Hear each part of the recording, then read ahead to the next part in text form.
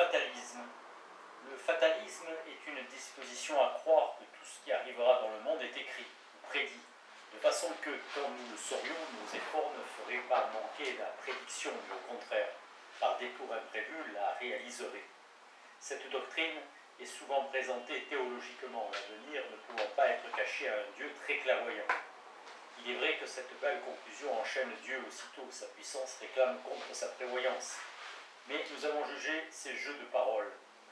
Bien loin qu'ils fondent jamais quelques croyances, ils ne sont supportés que parce qu'ils mettent en argument d'apparence ce qui est déjà l'objet d'une croyance ferme et mieux fondée que sur des mots. Le fatalisme ne dérive pas de la théologie, je dirais plutôt qu'il la fonde. Selon le naïf polythéisme, le destin est au-dessus des dieux. La doctrine de la prédestination, si souvent mal comprise, approche mieux des sources de cette croyance si naturelle, si commune, si funeste, car ils n'entendent pas par la prédestination que Dieu tendra des pièges aux condamnés qui s'efforcent d'être justes, mais au contraire que, quelles que soient les occasions extérieures, les grâces et même les miracles, le plus intime du caractère ne change jamais et empoisonne de son vice préféré même la pratique de la vertu. Par exemple, celui qui est trompeur, dans le fond, se fera au mieux trompeur pour le bien de l'État, ou peut-être poète, honoré peut-être des hommes, toujours le même devant le juge. Cette rude doctrine trouve assez de preuves dans l'observation des péchés, des repentirs et même des expiations. Toutefois, ce caractère que l'on suppose est encore une idole abstraite qui convient assez à la psychologie dialectique. Heureusement, les hommes dépendent moins de leur propre fond et plus de leur action, comme les religions ordinaires l'ont discerné, mais qui ne voient le danger de ces condamnations. Ce sont presque des malédictions déjà. L'enfant et même l'homme ne sont que trop disposés à lire une destinée dans leur faute. Si l'autorité du juge y ajoute encore, les voilà à désespérer d'eux-mêmes et à se montrer avec fureur tels qu'on croit qu'ils sont et tels qu'ils croient être. Nous touchons ici le plus secret des passions. La prédiction d'un devin ou d'une sorcière, si elle dépend de causes extérieures et inanimées, peut se trouver vérifiée soit par hasard, soit par l'effet d'une connaissance plus avancée des signes, soit par une finesse des sens qui permet de les mieux remarquer.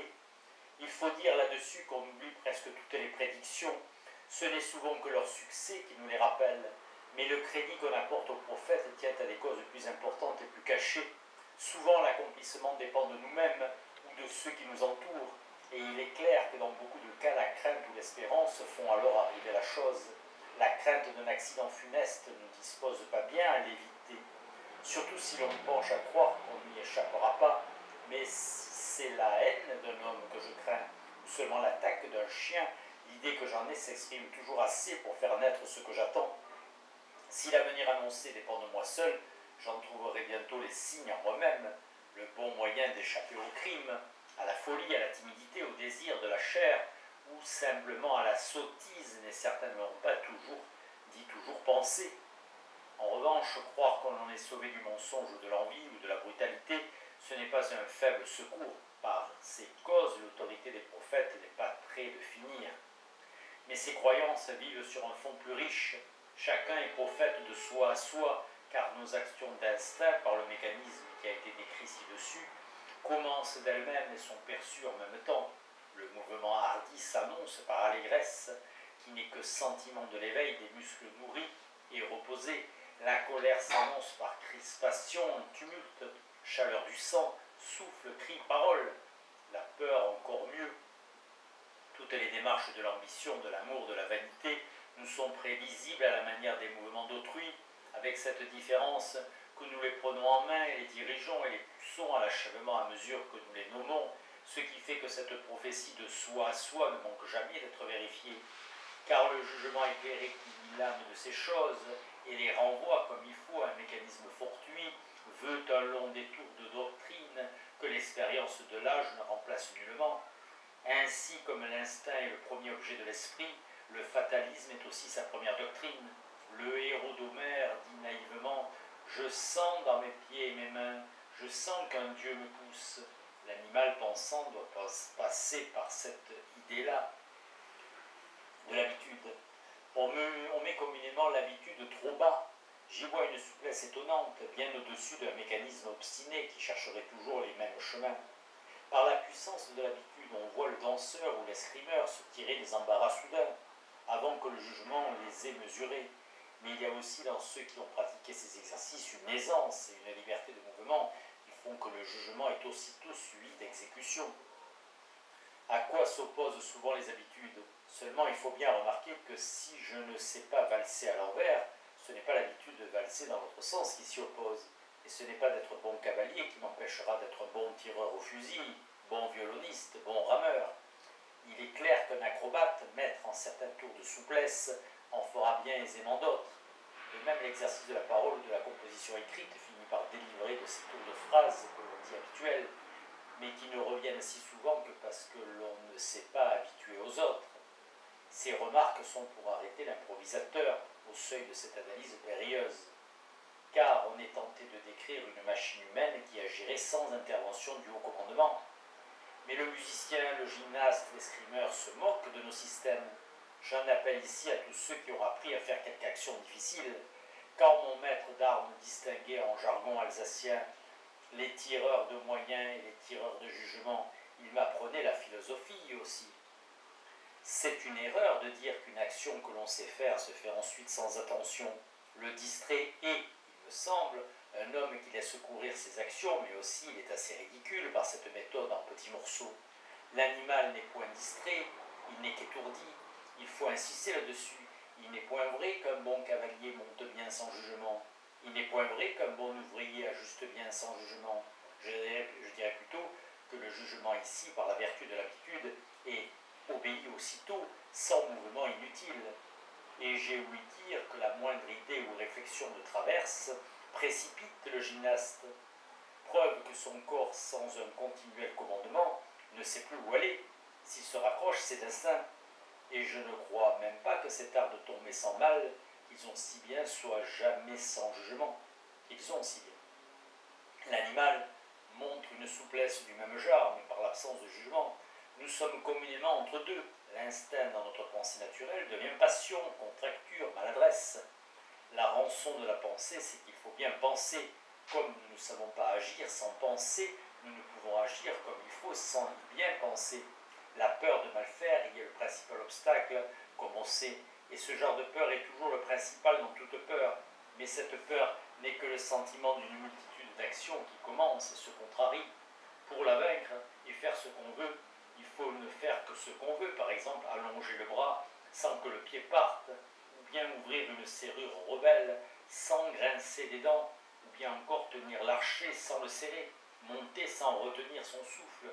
Le plus simple exercice est un combat contre les passions, surtout contre la peur, la vanité, l'impatience.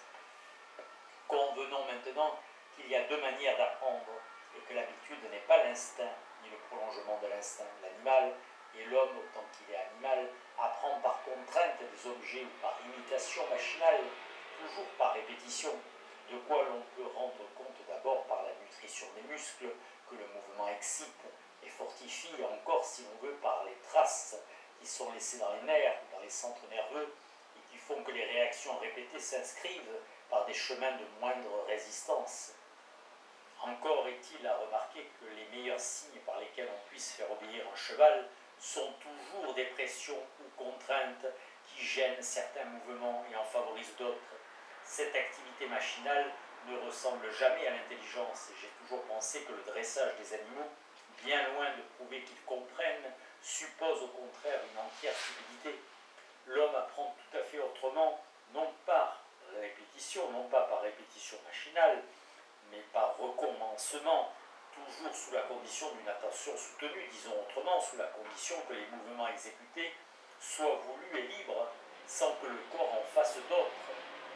Il est bien vrai que toute contraction musculaire éveille aussitôt les muscles voisins, et souvent même les muscles antagonistes, de façon que nos membres se raidissent, se fatiguent et n'avancent point. Mais je crois que la cause principale de ce désordre du corps est la confusion des idées augmentées, encore par la peur de se tromper, si funeste dans toutes les actions. Remarquez que dans tous les exercices, la victoire est soudaine. Dès que le jugement forme une perception claire, et que le corps suit, tout est su, l'attrait des habitudes et leur puissance naturelle viennent de ce bonheur que l'on trouve à faire ce que l'on fait bien, même battre les cartes. Mais il se joint à cette raison qui explique déjà assez les récréations des oisifs, un jugement bien trompeur sous l'idée fataliste, c'est que nos habitudes sont nos maîtresses et que dès qu'elles nous tirent et nous appellent par de petits mouvements, nous ne pouvons absolument pas leur résister. Un homme d'âge est contraint par sa santé de prendre un nouvel emploi, loin de son métier, de ses amis, de ses plaisirs, disait. On se passe de beaucoup de choses, et tous ceux qui ont fait la guerre peuvent dire qu'il est aussi vite fait de changer d'existence que de changer d'habit. Mais d'avance, on ne le croit point. La guérison des habitudes funestes consiste à faire voir par l'expérience que l'habitude tire toute sa force de ce faux jugement. Mais la guérison ne dure aussi qu'autant que dure le traitement.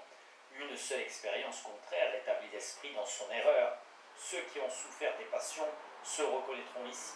Qu'ils essaient de comprendre, mais par réflexion, pourquoi la guérison fut si aisée et la rechute si prompte. Mais comprenez bien, c'est de première importance, qu'il suffit de se croire esclave pour l'être. En effet, rien n'éclaire mieux le libre arbitre du déterminisme.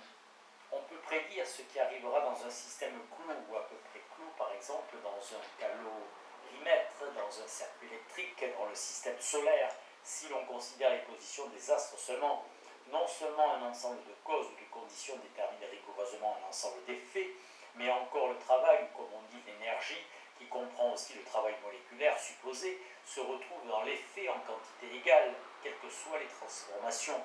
Par exemple, la chute d'une certaine masse depuis une certaine hauteur se traduira toujours par la même vitesse à l'arrivée, et le choc, s'il transforme en chaleur ce travail accumulé, fondra toujours le même poids de glace à zéro. Les vivants n'échappent point à cette loi. Autant qu'on peut isoler un animal, l'énergie qu'il dissipe en mouvement et en chaleur égale l'énergie chimique enfermée dans ses aliments, diminuée de celle qui subsiste dans les excrétions. Voilà ce que l'on demande pose en prenant pour modèle des opérations mathématiques qui sont des systèmes parfaitement clos. Pour les systèmes imparfaitement clos, la vérification est toujours ce qu'on peut attendre d'après le soin qu'on a apporté à exclure des causes étrangères. Il n'y a aucune raison de supposer que des causes encore mal mesurées échappent à cette règle. Et même comme il a été expliqué, une telle supposition ne peut être faite qu'en parole, et que tant qu'on ne sait pas de quoi on parle, il est donc inévitable qu'un esprit exercé aux sciences étende encore cette idée déterministe à tous les systèmes réels, grands ou petits.